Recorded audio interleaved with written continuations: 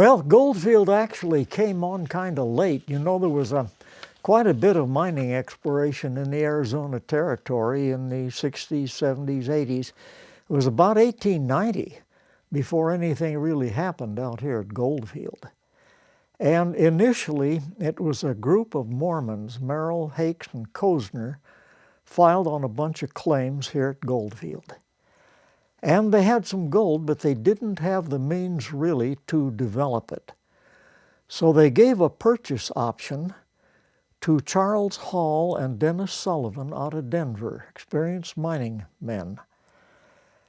And this was weird. They had no sooner given that purchase option than they had a cloudburst up Goldfield Wash, and a huge flash flood came down the wash, and where it crossed the Mammoth Fault contact, it scoured the gravel out of the down to bedrock, and the bedrock was laced with beautiful wire gold, and they sunk a shaft on it. They got down about 100 feet and hit a tremendously rich ore deposit that they started to work out. They called it the Mormon Stope.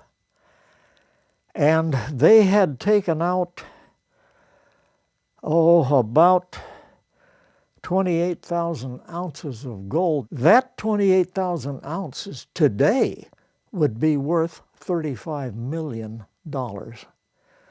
Well, the same fate that created the Mammoth Mine destroyed it.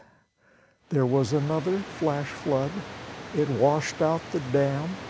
It flooded Goldfield. It collapsed the Mormon Stope.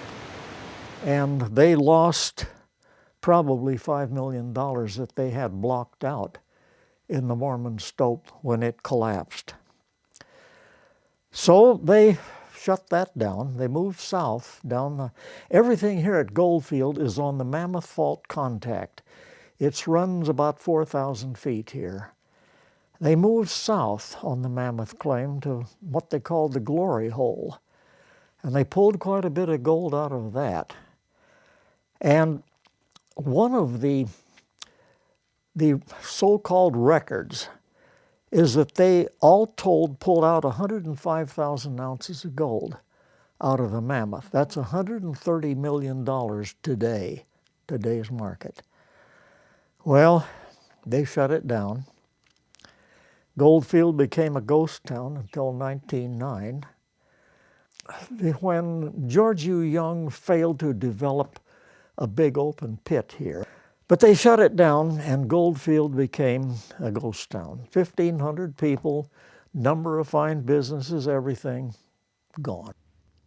There is a story that's been told so many times it's achieved a life of its own, that the last shift at the Mammoth Mine, the miners drilled, loaded the holes, spit the fuse, left the mine, and blasted.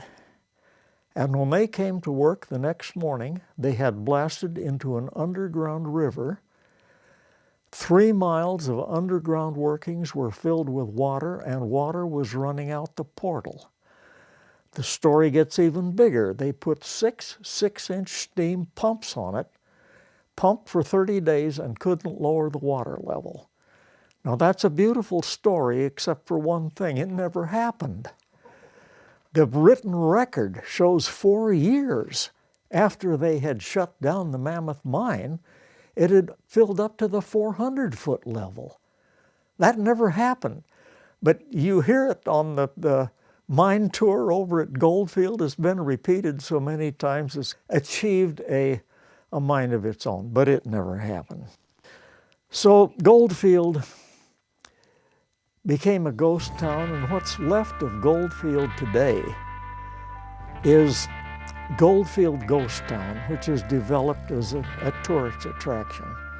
And to me that's interesting, because of all the western themed towns in Arizona, Goldfield Ghost Town is the only one that's an actual reconstruction on the original site. Apache Land, Calico, Old Tucson, they're all built at random locations.